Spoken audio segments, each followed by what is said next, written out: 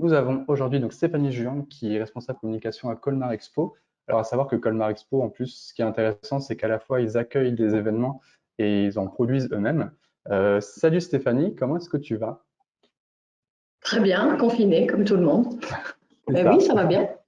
Heureuse d'être super, là. cool. On a aussi donc Caroline Garnon qui travaille chez Big Family. Salut Caroline, est-ce que ça va? Bah oui, très bien. Ravie de prendre ce petit café virtuel avec vous. Super. Donc en plus, Big Family, donc, ils sont spécialisés dans l'événement plus professionnel, plus corpo.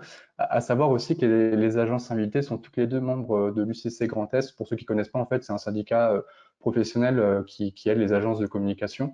Et ce qui est intéressant en plus, c'est que l'UCC fait pas mal de choses en ce moment, donc on leur passe un petit coucou parce qu'ils sont hyper actifs, donc c'est hyper intéressant.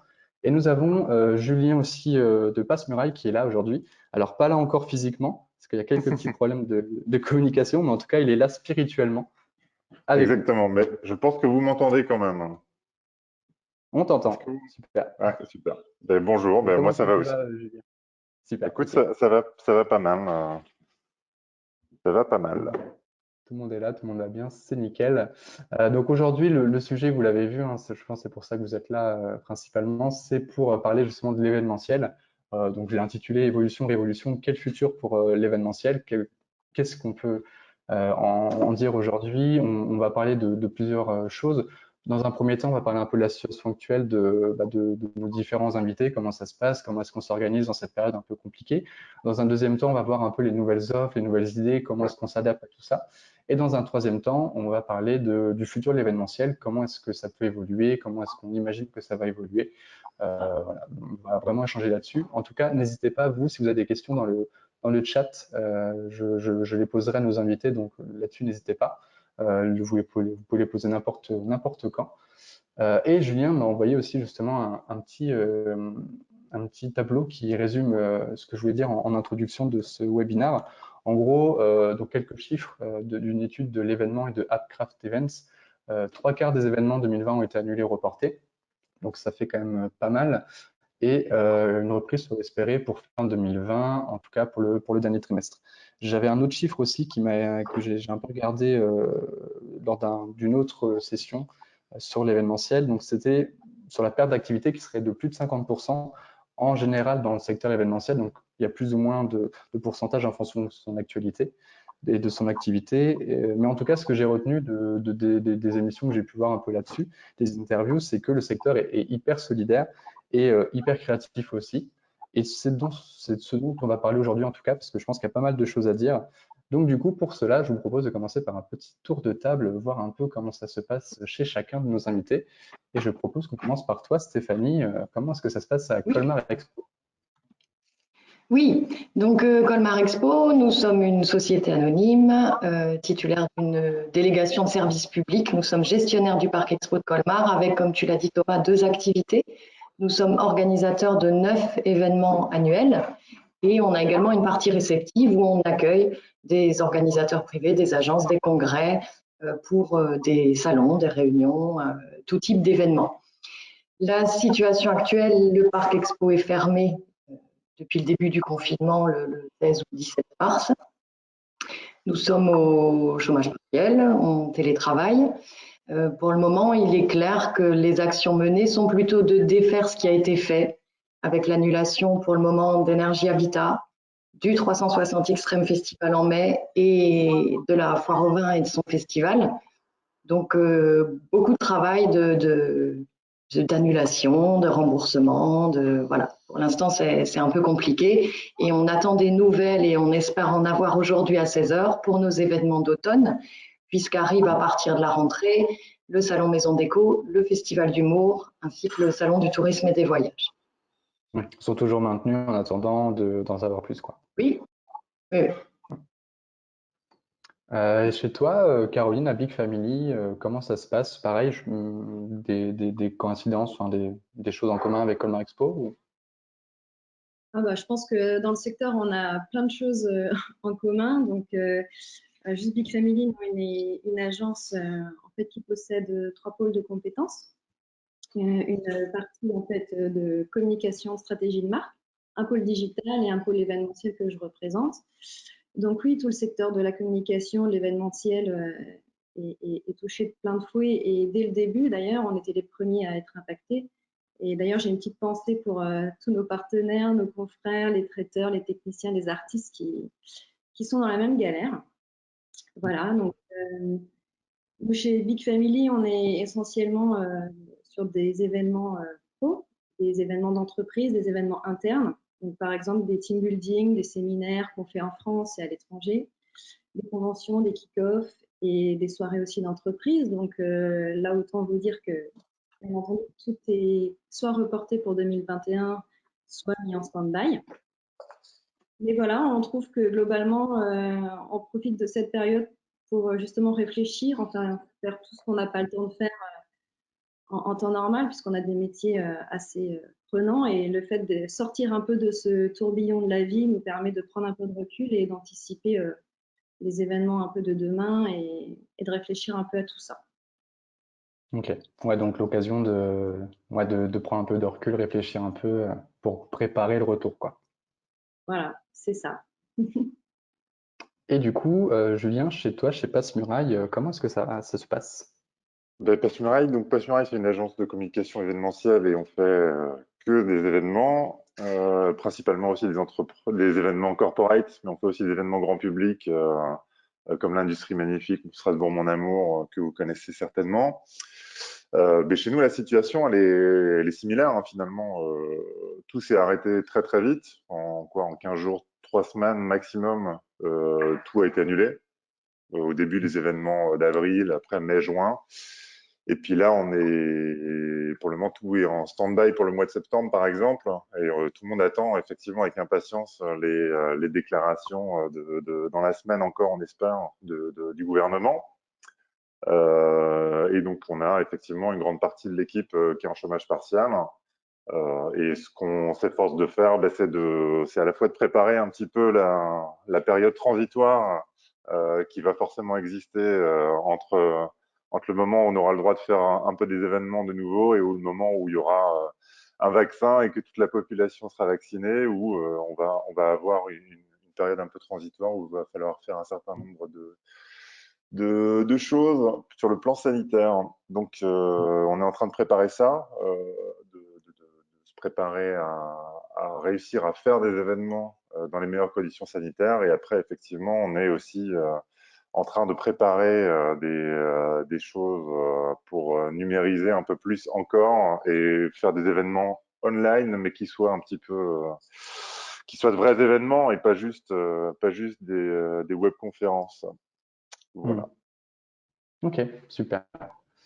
Donc pareil, malgré tout, se permet de prendre le temps d'imaginer d'autres concepts. Et justement, on y vient par rapport à votre activité à tous les trois. Est-ce que du coup, pendant cette période, vous avez des nouvelles choses que vous mettez en place, vous voyez de nouveaux besoins, vous voyez de nouvelles activités, des nouvelles peut-être opportunités à mettre en place. Donc Stéphanie, tu nous parlais tout à l'heure du coup de ce que vous faites en ce moment, c'est-à-dire défaire ce qui a été fait et en tout cas mettre en place, enfin, de gérer tous les événements qui ont lieu, quoi, enfin, qui devaient avoir lieu, et vous préparez les nouveaux. Comment ça se passe du coup, cette préparation un peu floue? Est-ce que vous avez d'autres, peut-être d'autres événements différents pour, je sais pas, qu'est-ce que vous faites du coup en ce moment pour pallier à tout ça?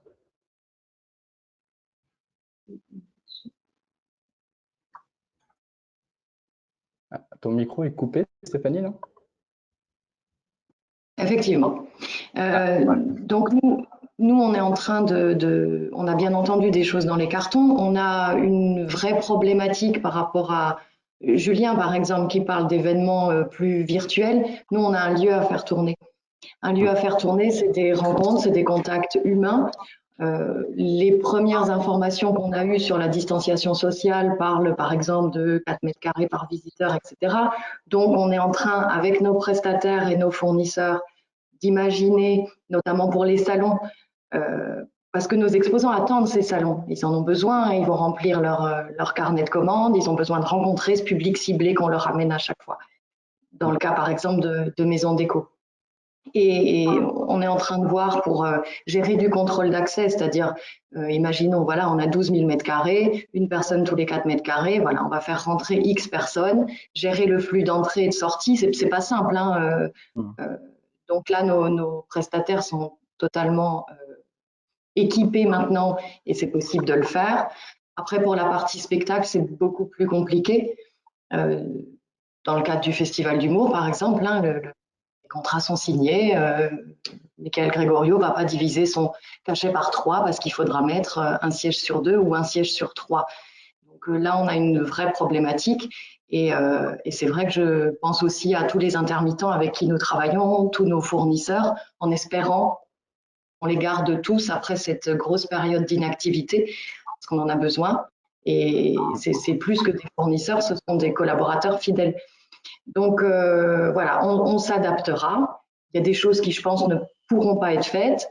Par contre, voilà, la période nous laisse aussi du temps pour travailler sur les idées qu'on a dans nos cartons. Donc ouais, on en a quelques-unes sur lesquelles on est en train de bosser, qui sont de nouveaux événements, mais qui peuvent également souffrir de cette histoire de distanciation sociale. Donc vite que ça s'arrête. On a cette vraie problématique de gestionnaire de lieu, hein. C'est le lieu qui doit tourner.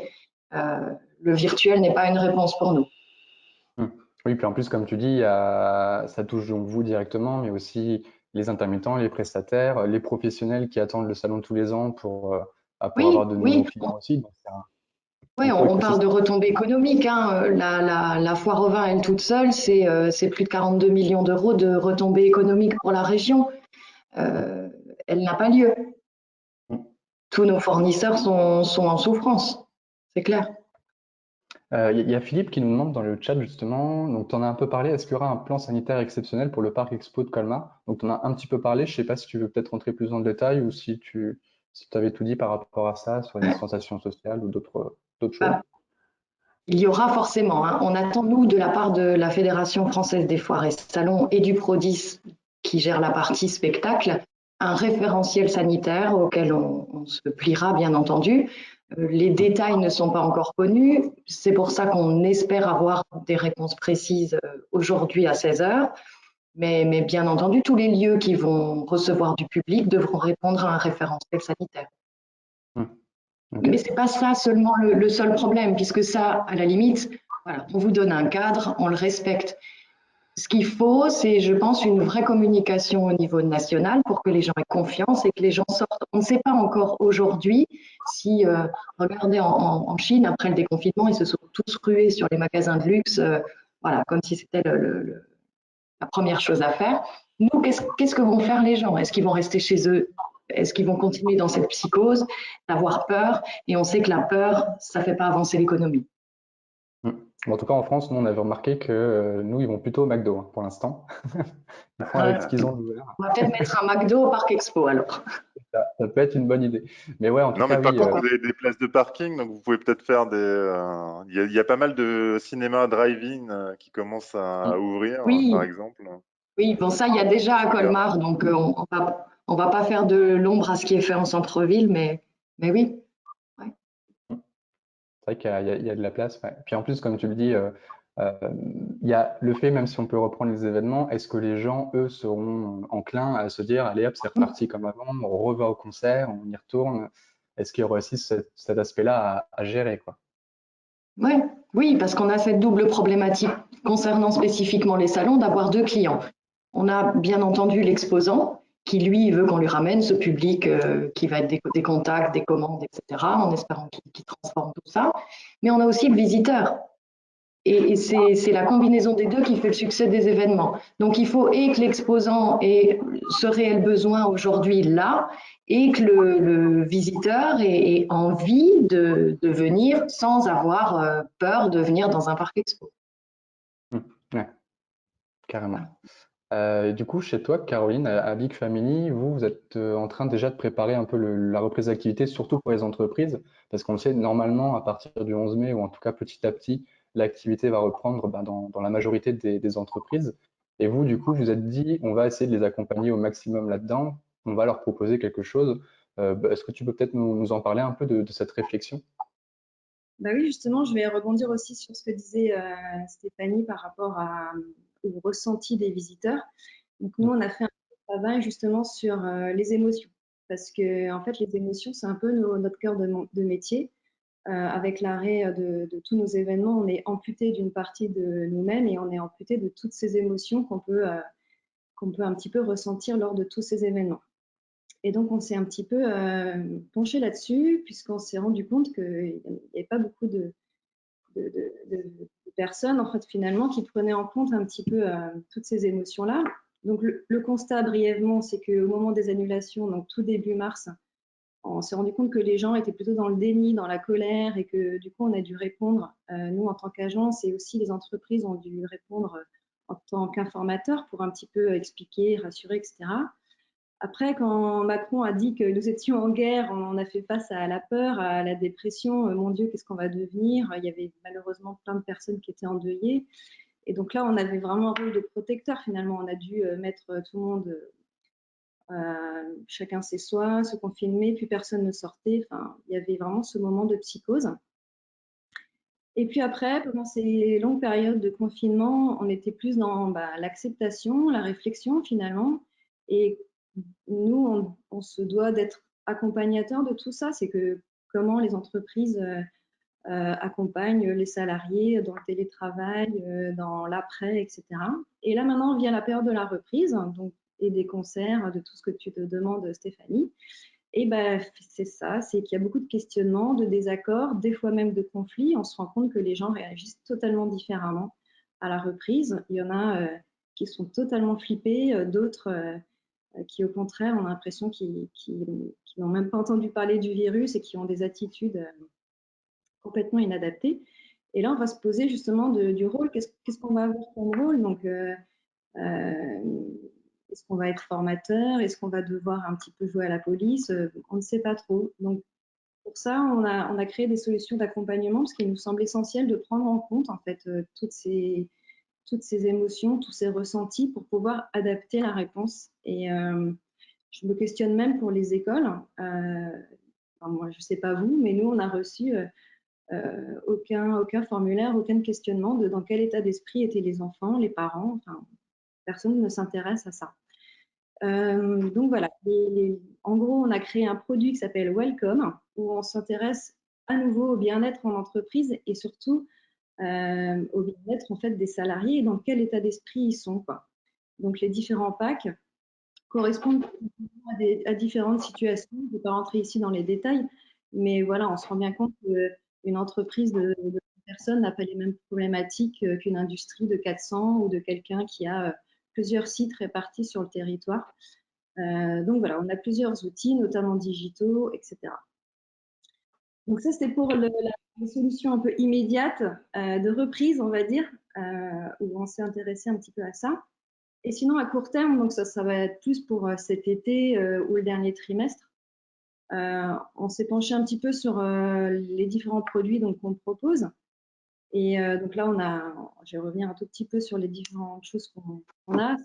Le team building, à notre sens, tout est encore possible, puisque les gens vont avoir besoin de se retrouver entre collègues et de parler ou de passer un bon temps. Et donc là, pour nous, tout est possible puisqu'on va privilégier bien entendu les activités extérieures par petits groupes en respectant les distanciations sociales, bien évidemment. Donc, c'est une réflexion qu'on peut avoir, je pense, peut-être même pour cet été et pour la rentrée, c'est sûr. Après, pour tout ce qui est plus gros événements, donc là, c'est tout ce qui est convention, kick-off. Là, effectivement, on a encore beaucoup de questions. Et là, le digital va clairement rentrer en jeu, où on va proposer des solutions de streaming avec des interactions sociales, comme par exemple des votes, des questionnements en ligne et des solutions de multiplex où les intervenants vont pouvoir interagir à différents endroits au même moment. Et après, il y a le mix, le mix présentiel et virtuel, où on va essayer de mixer tout ce qu'on peut faire en présentiel avec, par exemple, des animateurs dans des salles de spectacle, avec une scénographie, tout ce qu'il faut, et le virtuel pour éventuellement les spectateurs, pour essayer de leur faire vivre quand même un petit peu d'émotion, puisque c'est vrai que c'est difficile ressentir des choses à l'identique alors qu'il n'y a aucun contact humain. Donc, c'est vrai que c'est un gros travail là-dessus. Après, pour C'est vrai finir, qu'en plus, ouais, vas-y. au-delà du virus et des précautions sanitaires, je pense que c'est des solutions qui vont arriver de toute manière, puisque c'est des solutions auxquelles on réfléchit déjà depuis longtemps, notamment pour répondre à un questionnement écologique, tout simplement, pour essayer de limiter les déplacements. Alors, est-ce que ça va être moins écologique ou pas? Ça, l'avenir nous le dira, mais voilà, c'est clair que même au niveau des événements, on nous demande et on essaie d'avoir plus de réflexion humaine, plus de cohérence au-delà du virus. Voilà. Ouais. Anticiper, voir un petit peu plus loin. En tout cas, je vois vos questions. J'attends la fin du tour de table et après je la poserai à tous les trois. Donc, Julien, toi, pareil, chez Passe-Muraille, comment est-ce que vous adaptez? Vous avez des nouvelles offres, des nouvelles idées? Ben, il y a deux choses. Il y a effectivement un travail de fond qu'on mène depuis quelques années maintenant, à la fois sur le développement durable, parce on fait partie de anciennement ID Alsace, qui, qui est une association qui regroupe pas mal d'acteurs en développement durable qui nous accompagnent sur notre stratégie sur ce sujet-là.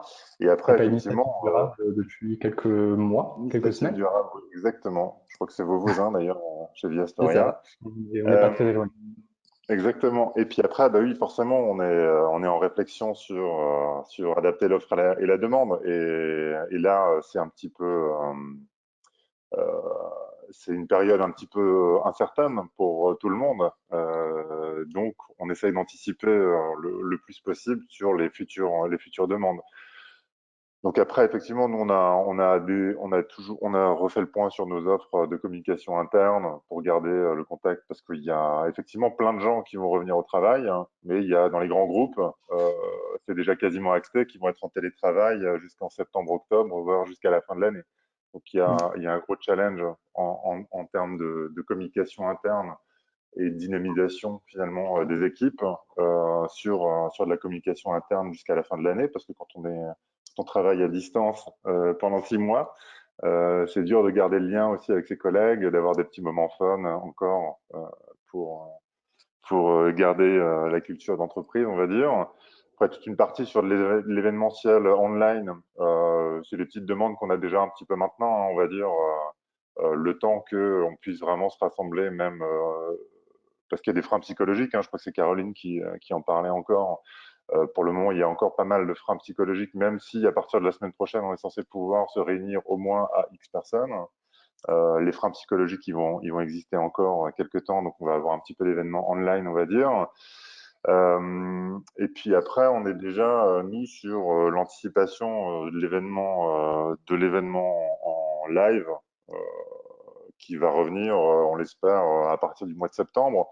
Et donc là, après, ça va être plutôt des contraintes sanitaires, effectivement, sur lesquelles on est en train de travailler et sur le mix entre le virtuel et le réel.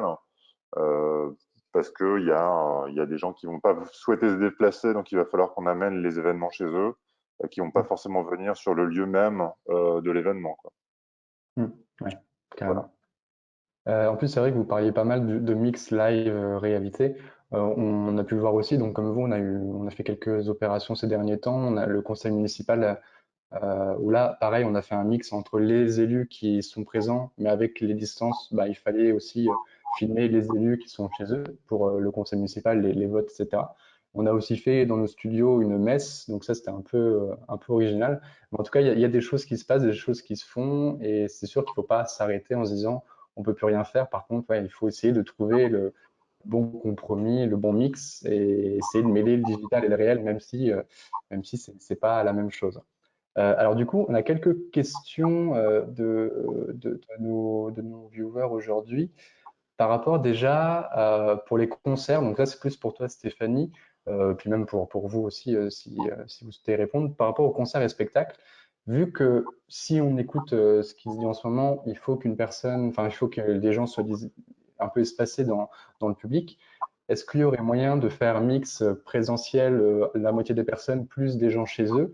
Et du coup, alors là, c'est une proposition de faire des prix un peu spéciaux pour essayer d'avoir un événement qui peut quand même se faire, ou est-ce que c'est un peu contre naturel de faire ça?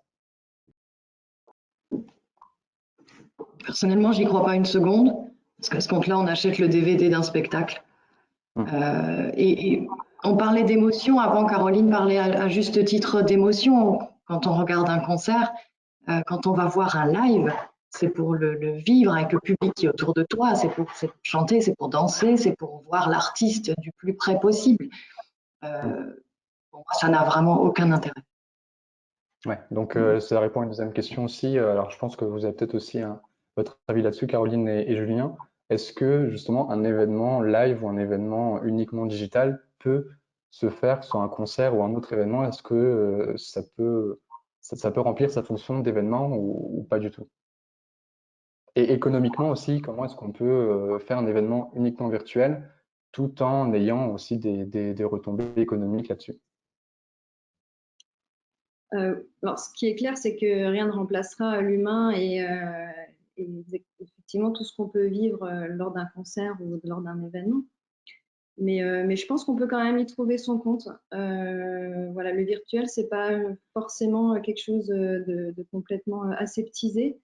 Il peut y avoir des interactions, il peut y avoir un petit peu le côté inédit, le côté sélectif, entre guillemets, de participer à quelque chose. Il peut y avoir toutes ces choses-là, à mon sens. Bon, c'est clair que si vous voulez, les leviers de dynamisation d'une plénière, hein, par exemple, que ce soit en live ou en virtuel, tu vois, les leviers peuvent être les mêmes. Après, euh, est-ce que ça sera aussi impactant un événement retransmis qu'un événement physique? Clairement, non. Euh, En attendant qu'on puisse de nouveau tous se rassembler et faire des événements avec 5000 personnes, ça va être un petit peu cet entre-deux qu'il va falloir que nous, agences, on aménage et qu'on puisse arriver de la meilleure des manières à faire passer les messages, à faire passer de l'émotion à travers aussi les écrans pour les gens qui ne peuvent pas se déplacer. Après, sur le modèle économique de ces événements-là, euh, c'est compliqué de répondre. Je pense que ça va plutôt concerner Colmar Expo, par exemple, que nous, agence, où on a plutôt en général un commanditaire qui est une entreprise qui nous dit je veux faire tel événement et il n'y a pas de modèle financier par rapport à ça. Après, effectivement, des conférences en ligne où on paye, ça existe, hein, c'est sûr. Mais après, des concerts à distance, ça, effectivement, c'est un peu compliqué. Tu peux regarder, hein, tu vas sur Arte TV, ou regarder les concerts parce qu'ils font pas mal de retransmissions de concerts. C'est sympa, hein, pour mettre en fond sonore dans le salon, mais il n'y a jamais l'émotion, il n'y a jamais quand tu entres dans la salle et que tu entends le groupe qui joue, il n'y aura jamais cette émotion-là, non, ça c'est sûr. Oui, c'est clair. Après, pour des concerts, on est bien d'accord que ça ne va pas le faire, mais après, dans des événements d'entreprise, d'interne, on peut quand même créer un petit peu de happening, un petit peu de surprise à des gens qui participent, même si effectivement le côté vibrant et transcendant ne sera effectivement jamais le même. Il y a Isabelle qui nous dit aussi dans le chat que il y a beaucoup de solutions qui existent, mais le réel sera toujours le plus important. Elle parle d'émotion justement, comme vous en parliez. Elle dit aussi que dans l'événementiel, on fera sans doute moins, mais on fera sans doute mieux. Est-ce que c'est aussi votre avis un peu justement de se dire, ben, maintenant qu'on a plus ou moins encore plus de temps pour faire un événement qui aura peut-être lieu, est-ce que potentiellement ce sera encore beaucoup mieux avec de nouveaux aspects, plus de connexions ou d'autres idées de ce type? Comment vous voyez les choses par rapport à ça? Tout dépend de qu'est-ce qu'on appelle mieux. Hmm. Oui. Et qu'est-ce que ça veut dire mieux? Est-ce que ça veut dire plus responsable, avec de meilleurs contenus? Voilà. Ce qui est sûr, c'est que oui, le monde de demain, personne ne sait comment il sera, mais c'est clair qu'il incite à la réflexion et c'est à nous de déterminer qu'est-ce qui va être le mieux, quoi, justement. Hmm. Ouais, c'est clair. Il y a Michel dans le chat aussi qui me demande par rapport Aux statistiques, quand j'ai parlé de la messe et du conseil municipal. Alors, le conseil municipal, je ne sais pas trop. Par contre, je sais que la messe pascale sur France 3, ça a fait un record d'audience. Donc, comme ça prouve bien que dans des situations un peu exceptionnelles, même si on n'est pas dans le réel, ça peut aussi intéresser. Donc là, c'était pour de la télé, c'était un peu différent. Mais en tout cas, non, ça avait plutôt bien marché. Je vous propose qu'on enchaîne. Il y a pas mal de questions justement sur un peu le futur, sur notre troisième partie, le futur de l'événementiel. J'ai noté quelques exemples de ce que j'ai vu récemment. Donc, on en a parlé un peu tout à l'heure, mais c'était plus le drive-in, une solution qui se met pas mal en place. En Allemagne, il y a des concerts drive-in. En Inde aussi, je crois qu'ils font ça. Donc après, bon, ça reste des voitures, ça reste tout ça, mais des solutions peuvent exister à ce niveau-là. Et surtout, l'exemple, moi, qui m'avait le plus marqué dans un tout autre domaine, c'était le concert de Travis Scott sur Fortnite. Alors, on a parlé pas mal de concerts, d'événements, de live, de groupes, etc. Alors, pour ceux qui n'ont pas vu ça, c'était passé il y a quelques jours. En gros, Travis Scott, donc un gros rappeur américain, a travaillé depuis quelques temps avec Fortnite pour préparer un concert en live pour les joueurs de Fortnite. Donc ça s'est fait avant le confinement, donc c'était pas spécialement pour le confinement, mais le confinement a permis d'attirer encore plus de monde. Et le but, c'était d'inviter les joueurs à venir dans le jeu et à participer à un concert de 10-15 minutes en live avec Travis Scott, du coup, que vous voyez en grand sur l'image. Et il y a eu plus de 12 millions de personnes connectées en même temps, donc c'était assez énorme. Et du coup, ma question, c'était un peu ça par rapport à cette actualité-là, au drive-in. Est-ce que ouais, on a un peu répondu, mais est-ce que des événements 100% digitaux comme ça peut exister, ça doit exister, ou est-ce que c'est, on va dire, un plan B, un vrai événement qu'on peut faire de manière classique? Alors, nous, de notre côté, c'est pas notre métier. Par contre, il est clair qu'on est en train de chercher des solutions, notamment par rapport au salon, hein, avec cette double problématique d'exposants et de visiteurs. Je parlais avant de gestion de flux. Il peut y avoir aussi de la prise de rendez-vous sur des plateformes. Donc là, on a les outils nécessaires. Ça va nécessiter de la communication. Maintenant, si ça permet aux gens d'avoir confiance, je sais pas, par exemple, on a une problématique de chauffage et de prendre rendez-vous avec un expert qui va étudier notre problématique de chauffage, renvoyer vers des exposants, mais tout ça à une heure H sur un salon pour pouvoir gérer les flux. Donc, on réfléchit à ce genre de choses. Quand par rapport à Fortnite, bon, il est clair qu'on s'adresse là à des gens qui ont l'habitude de regarder des lives, d'être connectés. Hein. Mon fils était devant, on a parlé le lendemain. C'est une solution aussi. C'est une solution aussi, bien entendu. Et puis, bon, dans ce cas-là, ça engendre pas mal de revenus publicitaires. Mais de notre côté, c'est pas notre métier. Toi, Caroline, du coup, là-dessus, qu'est-ce que tu en penses? Pour les driving, là, ça rejoint un petit peu juste la question de qu'est-ce qui est le mieux. Parce que, à mon sens, je ne sais pas si c'est mieux de faire un concert dans sa voiture. Mais voilà, pourquoi pas, ça peut être une idée. Et sinon, oui, moi, je trouve que le futur de l'événementiel, alors on parle, je ne sais pas à combien d'années, mais c'est clair que les solutions techno qui sont proposées par Epic Games, par Fortnite, sont pour moi l'avenir. C'est-à-dire qu'on peut très bien imaginer demain se connecter avec son avatar pour accéder justement à des salons pro, aller essayer une voiture, tester les différentes options, la commander en ligne avec une monnaie virtuelle et puis la retrouver dans la vraie vie plus tard. Moi, c'est des choses que j'imagine assez bien. Et là, on fait ça avec un rappeur américain, mais c'est clair que là, pour le coup, les jeunes, en tout cas, alors nous, on n'est peut-être plus dans le coup, mais j'ai vu l'événement, mais les jeunes, ils sont comme des dingues devant un truc comme ça. Il y avait aussi l'avant-première du film Star Wars sur Fortnite, où on se connectait, on voyait tous les vaisseaux du film qui déboulaient, et on avait le discours du réalisateur en live avec l'avant-première en exclusivité. Voilà, ça c'est des choses qui peuvent vraiment, pour le coup, susciter l'intérêt et puis le côté un petit peu sympa d'un événement. Donc, oui, s'il y a quelque chose qui se développe dans ce sens-là, voilà, après, on serait peut-être trop vieux pour comprendre tout ça, je ne sais pas. Mais en tout cas, ce qui est clair, c'est que pour les générations à venir, je ne sais pas si ce sera leur quotidien, mais ça ne m'étonnerait pas qu'ils vivent des événements comme ça de manière virtuelle. Et puis en plus, Comme le en trou plus noir de Fortnite, hein. c'est ça, ouais. En Là, plus justement de ce coup de com' monstrueux, parce que tout le monde en a parlé, tous les joueurs étaient dessus. Ce qui était intéressant, c'est qu'il y a un côté économique aussi, où là, les jeunes joueurs peuvent acheter des skins aussi en fonction de l'événement. Donc, c'est des tenues, c'est des danses, enfin, des choses de ce type-là. Et donc, en plus de ça, de faire un coup de com' énorme, ben, et je pense qu'ils ont eu pas mal de retombées économiques là-dessus, qui ont sans doute remboursé quand même l'initiative, parce que ça a dû prendre du temps, beaucoup d'argent de faire tout ça. Et toi, Julien, t'en penses quoi de ce type d'événements un peu digitaux?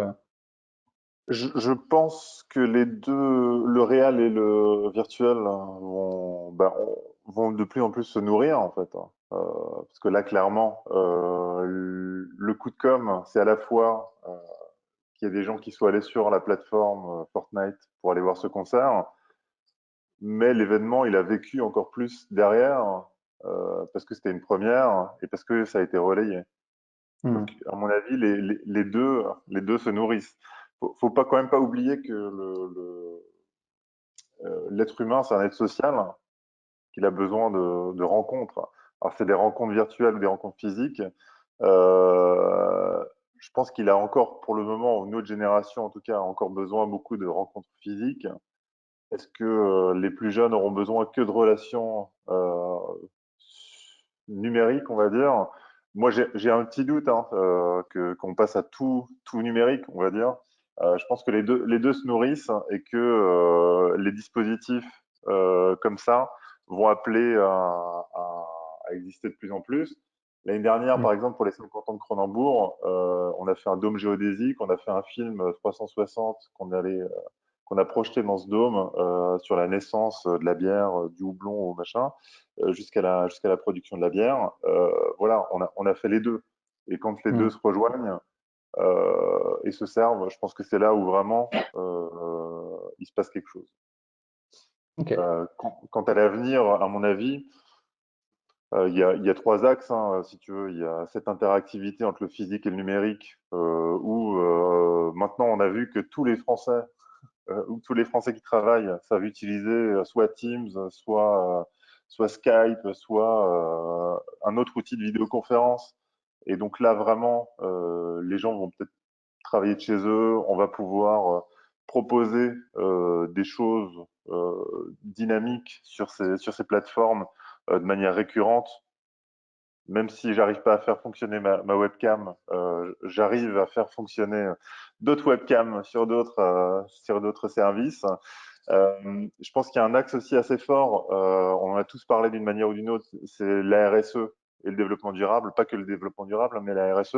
On voit bien Amazon hein, qui se fait bien taper sur les doigts en ce moment parce qu'ils respectent pas trop bien leurs salariés, par exemple. Je pense que les entreprises, les marques, enfin tout le monde a tout intérêt, surtout dans cette période de l'après, comme tout le monde l'appelle. Hmm. Je ne sais pas si on peut l'appeler comme ça, mais je pense qu'il va falloir qu'on se serre les coudes tous, ça veut dire les entreprises, ça veut dire nos prestataires, ça veut dire que il faut qu'on monte tous ensemble qu'on a une société et que la RSE là-dedans et le développement durable, il a toute sa place. Et puis après, je crois que les événements, en tout cas là pendant quelques temps, un an, 2 ans peut-être, il y aura peut-être un peu moins de show-off.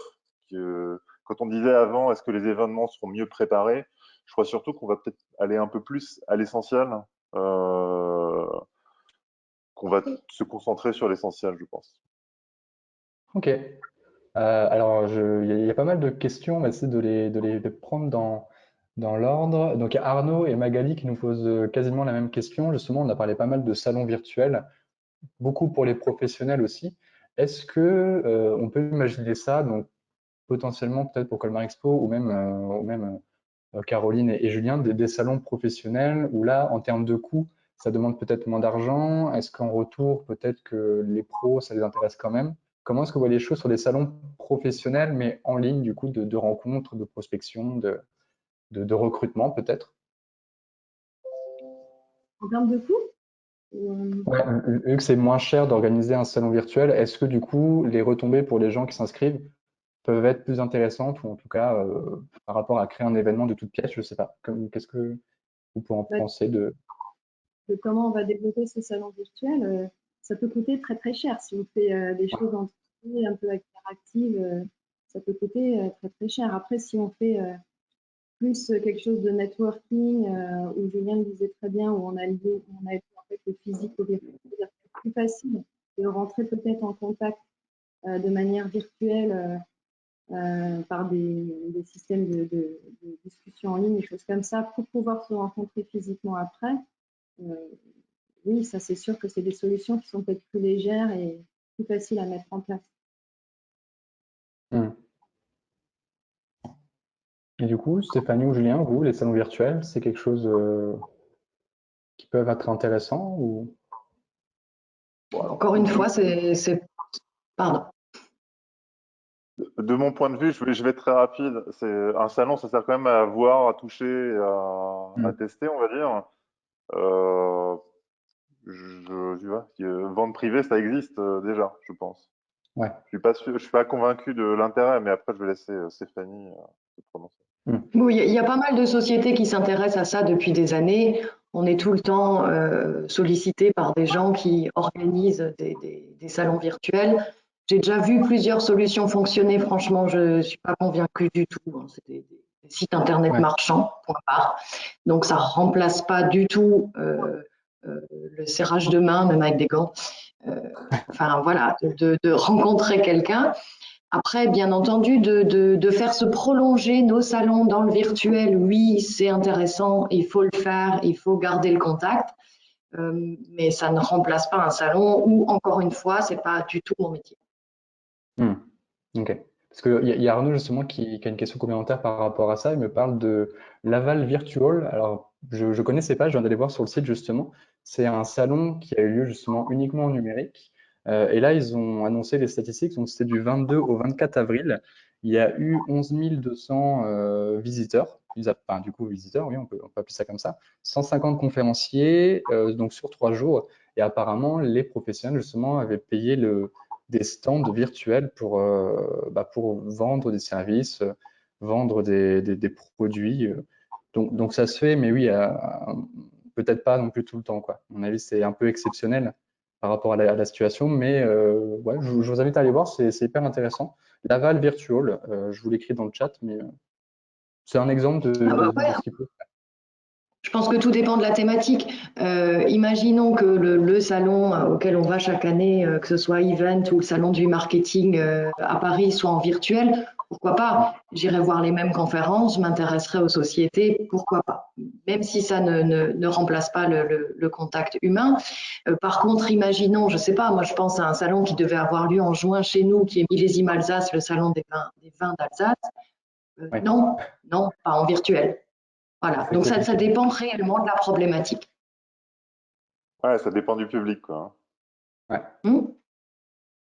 C'est ce qu'on nous dit beaucoup en fonction du public, de l'activité, de l'objectif. Alors, est-ce qu'on a d'autres questions? Alors, Michel qui nous demande quel contenu et stratégie pour garder le contact avec vos followers ou avec vos clients. Qu'est-ce que vous mettez en place vous, de votre côté pour vos événements, pour communiquer sur la reprise des événements? Est-ce que vous avez une stratégie spéciale par rapport à ça, dans le but toujours de garder le contact avec vos followers, vos prestataires, vos clients? Comment est-ce que vous vivez la chose? Alors, nous, notamment par exemple par rapport à la foire au vin, donc il y a eu la période effectivement d'information, voilà, qu'on était en attente des conditions. Il y a eu l'annulation, donc là aussi, ça demande un temps. Et on est en train de préparer du contenu qu'on diffusera pendant les dates qui auraient dû être celles de la foire au vin, que ce soit et le côté revival et pourquoi pas des vidéos d'artistes et voilà. Donc on est en train de travailler dessus, mais plutôt avec du fun. nostalgie, fun, et puis surtout une projection sur l'avenir, hein. On est en train d'essayer de recaser tous les concerts qui étaient en vente à date sur l'année prochaine. Donc on communiquera là-dessus, mais on va garder du fun. Je pense qu'aujourd'hui, c'est plus simple à faire. On est sur un scoop quand même. On sait ce qui va se passer Non? sur les réseaux sociaux de la foire au vin bientôt. Ouais, ouais. Et vous, Caroline, comment vous gardez le lien? Est-ce que ouais, vous avez une communication un peu spéciale par rapport à ça, aux clients qui ont eu leur événement, aux clients qui ont besoin de nouveaux événements, à vos followers de manière générale? Bah, avec les clients, c'est clair qu'on garde le contact. On se rend compte en plus qu'ils sont très bienveillants et que dès qu'ils auront l'opportunité en fait, de reprendre des événements, ils seront les premiers ravis et bien sûr nous aussi. Il nous manque quand même beaucoup. Et c'est vrai qu'après, au niveau des réseaux sociaux, voilà, on essaye de. Par choix, on ne voulait pas trop non plus parler de la difficulté du moment, etc. Parce qu'on trouvait que le climat, de manière globale, était assez anxiogène et négatif, et on préfère parler du positif. Donc oui, on parle des choses qu'on pourrait mettre en place dans l'avenir, des nouveautés, des choses comme ça, quoi. Hmm. Et chez vous, Julien, pareil, une communication un peu spéciale en ce moment ou... Oui, alors auprès des clients, effectivement, on a gardé un peu le contact avec les principaux, ceux qui avaient des actions en cours. Après, on a plutôt fait le choix je pense, une forme de d'essence parce qu'il y a tout le monde qui, pendant 2, 3 semaines, ne savait pas trop où on allait. Donc, on a laissé un peu les clients tranquilles et on est plutôt en train d'entrer en contact avec eux de nouveau pour prendre des nouvelles et même pas pour forcément pour parler d'événements là tout de suite. Parce qu'on a quand même dans nos métiers des contacts un petit peu de proximité avec nos clients parce qu'on vit des moments forts tous ensemble. Et après, non, nous, on a plutôt axé la com sur l'émotion qu'on peut avoir pendant les événements. Et donc, du coup, on a plutôt demandé à toute l'équipe de choisir des événements qu'ils avaient envie, qu'ils avaient vécu à l'agence et de nous raconter un petit peu pourquoi ça leur avait plu. Et puis, on a un petit module vidéo qu'on a développé avec un partenaire qui est assez sympa. Si vous l'avez pas sur notre Facebook, c'est une solution qui fait des interviews un peu en mode combini. Et ça monte automatiquement les vidéos après, donc c'est assez facile à utiliser si jamais vous voulez le partager. Donc non, on a plutôt axé là-dessus, ouais, on a plutôt axé sur les salariés et sur le fait que nos événements nous manquent, que les clients nous manquent, parce qu'effectivement c'est plus intéressant plutôt que de dire qu'on fait plutôt 10% ou 15% de notre chiffre d'affaires cette année, quoi. Ouais, oui, c'est clair. C'est plutôt ça la Euh, tendance, ouais. il y a Yves aussi qui nous demande par rapport à d'autres types d'événements, comme les événements de rue ou flash mob. Est-ce que c'est quelque chose aussi qui peut être fait dans certaines conditions? Est-ce que c'est quelque chose qui peut un peu dynamiser, enfin faire des événements un peu justement hors salle, hors confinement? Est-ce que ça peut être sympa? Est-ce que c'est déjà dans les tuyaux ou pas forcément? Bah, ça, c'est plutôt des happenings, en fait, tout ce Hum, qui est food, etc. C'est quelque chose qui vient servir un petit peu un message ou quelque chose d'assez ponctuel. hum, C'est vrai que dans nos métiers, on est plus dans, dans la réflexion et de la mise en valeur de messages d'entreprise lors d'événements, pour faire passer des messages, des valeurs, des choses comme ça. Après, des flash mobs, je ne sais pas, je ne peux pas répondre. Peut-être que Julien peut peut-être mieux répondre à ça. J'ai pas de, j'ai rien dans les tuyaux à ce sujet. D'accord. Donc pas de d'annonce de flash mob, de retour de Harlem Shake, rien de tout ça. Non, non, je sais pas, il n'y a pas eu de danse Et du même, confinement. J'ai pas vu de danse du et confinement. même J'ai vu si des c'était le tutos cas, pour ça ne faire des masques. s'annonce pas. C'est Non, non, vrai. non. C'est vrai. Moi, j'essaye d'en savoir un peu plus, hein. Ça se passe sur TikTok, en tout cas, je pense, pour ce genre de happening. Ouais. En gros, bah voilà, je pense qu'on a eu pas mal de questions par rapport au numérique. Il y a Isabelle aussi qui nous dit que le numérique reste un moyen et pas un objectif. Je pense que c'est un peu ce qu'on s'est dit un peu aujourd'hui, un peu une sorte de bilan, c'est que le numérique, le digital, c'est hyper intéressant dans une stratégie ou pour parler d'un événement ou le faire vivre autrement. Mais clairement, c'est pas l'objectif numéro un, quoi, quand on organise un concert ou un événement. On nous dit aussi que les événements d'entreprise, donc tu en parlais un peu, Caroline, ça peut être quelque chose d'assez intéressant par rapport justement au fait que le salarié soit en télétravail et d'autres présents. Est-ce que tu as peut-être un exemple à nous détailler de quelque chose que vous avez peut-être déjà fait sur un événement un peu interne, mais avec des gens éloignés, d'autres présents? Est-ce que tu as peut-être des choses à nous dire par rapport à ça? Bah oui, là, en fait, on est en train de réfléchir à justement un team building distancié, si on peut appeler ça comme ça. Très clairement, en fait, on va utiliser le digital pour faire comme un jeu qui se passe soit de façon individuelle, soit par petits groupes. Et donc, en fait, on a un jeu virtuel où on voit les équipes qui avancent de manière virtuelle et qui s'affrontent un petit peu les unes contre les autres. Voilà, pour arriver à un petit peu à un gagnant avec une remise des prix, choses comme ça. C'est des choses qui sont un peu dans les tuyaux pour cet été, et ça permet à des gens de participer depuis chez eux et d'autres qui sont dans les locaux. Parallèlement à ça, il y a des réseaux sociaux en fait internes qui existent où les participants peuvent aussi faire des partages de photos, des partages de ressentis, des témoignages, des messages, des choses comme ça. C'est des petits outils comme ça qui permettent de garder le lien entre les personnes qui sont chez elles et puis celles qui sont physiquement en galère, on va dire. Hmm.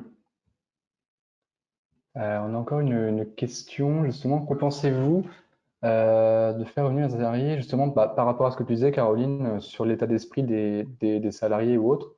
Est-ce que, justement, par rapport à leur état d'esprit, c'est l'occasion de proposer ce genre d'événements un petit peu sympa, ou est-ce qu'ils seront pas dans un bon mood? Enfin, tu parlais d'une étude tout à l'heure, hein, par rapport à ça? Oui, bah justement, en fait, la réaction va dépendre un petit peu de l'état d'esprit des salariés, c'est-à-dire que on ne va pas proposer la même chose à quelqu'un qui est endeuillé ou qui a eu très peur de la reprise par rapport à quelqu'un qui, au contraire, s'en fiche un peu et qui a besoin de formation, etc. Donc, on adapte la réponse et c'est ça qui fait que le salarié va être pris dans sa globalité en considération. Et ben, on ne va pas juste lui dire bah, tu reviens bosser parce qu'il y a les chiffres à remonter, quoi. Et Ouais. de continuer à transmettre les valeurs d'entreprise, même dans des moments un peu difficiles. Et voilà. Ok, ça marche. Bah écoutez, je pense qu'on a répondu à toutes les questions. Alors, si jamais il y en a encore quelques-unes, je vais juste parler un peu voilà, si vous avez des questions pour Stéphanie, Caroline ou Julien, je vous laisse les contacts. En tout cas, bah, merci beaucoup d'avoir été là tous les trois. C'était hyper intéressant. En tout cas, voilà, on espère qu'à 4 heures ou même pour plus tard, tout s'arrangera le plus rapidement possible. Aussi pour vous dire que voilà, par rapport à tout ce qu'on s'est dit sur le streaming, la vidéo, etc., on va essayer de faire quelque chose justement avec Vessoria pour vous proposer un webinaire un peu spécial pour vous parler de ça, parce que c'est quand même quelque chose d'hyper intéressant sur le plateau, le streaming vidéo, etc. Donc ça, on vous tiendra au courant. Et justement, la semaine prochaine, on va prendre un café avec Isabelle Péris, Christophe Schalk et normalement Imen de JCDecaux ou peut-être quelqu'un d'autre. Et pareil, peut-être quelqu'un de TF1 ou de France 3 pour représenter la télé. En gros, l'idée, ça va être tout simplement de voir est-ce que les médias traditionnels, voilà, on a parlé beaucoup digital, beaucoup d'événementiel, mais est-ce que les médias traditionnels ont aussi leur carte à jouer? Est-ce qu'il y a une autre relation qui se crée avec le public et avec eux? Donc tout ça, on en parlera la semaine prochaine avec eux. Voilà, en tout cas, encore une fois, merci beaucoup Julien, Caroline et Stéphanie d'avoir été avec nous ce matin pour un café. J'espère que ça vous a plu. Parfait, merci. Parfait. Super. Donc voilà, si vous avez peut-être un dernier mot ou quelque chose, une petite punchline de fin avant d'en terminer. Non, bah, regardez la Alors, je semaine viendrai écouter, pardon, je viendrai écouter Christophe Schalk la semaine prochaine parce qu'on se connaît bien. Je voulais juste passer, alors je ne sais pas s'il y en a qui sont devant leurs écrans, mais un grand bonjour, un grand mot de soutien, et on reviendra plus fort à tous nos partenaires, collègues, fournisseurs, voilà, parce que on va y arriver, mais tous ensemble. Caroline, tu veux dire quelque chose? Je voulais dire que, voilà, que comme Stéphanie, la semaine prochaine, ça risque d'être très intéressant aussi avec ces beaux intervenants. Et voilà, je voulais dire un gros coucou à toute l'équipe de PASSMU et puis merci à tous. Merci vraiment Thomas, c'est vraiment hyper sympa. En tout cas, c'est toujours agréable de partager. Enfin voilà, on vit vraiment un moment où ce genre de temps, c'est important aussi pour nous, pour se voir, se parler et puis échanger tous ensemble. Et puis, ben, on croise les doigts tous, que ça reparte vite et mieux, et que effectivement, ce qu'on s'est dit, hein, c'est on va mettre de l'humain encore plus, et puis on va mixer encore de plus en plus, je crois, le physique et le digital. Ouais, carrément. Bon, en tout cas, ouais, merci beaucoup à vous. C'est vraiment très sympa de vous avoir aujourd'hui. On était près de 70-80 personnes aujourd'hui sur le live. Donc, merci aussi à vous d'avoir été là. Et on se dit ben, à la semaine prochaine et à bientôt pour de nouvelles aventures. Prenez soin de vous et à bientôt tout le monde. Merci beaucoup. Merci.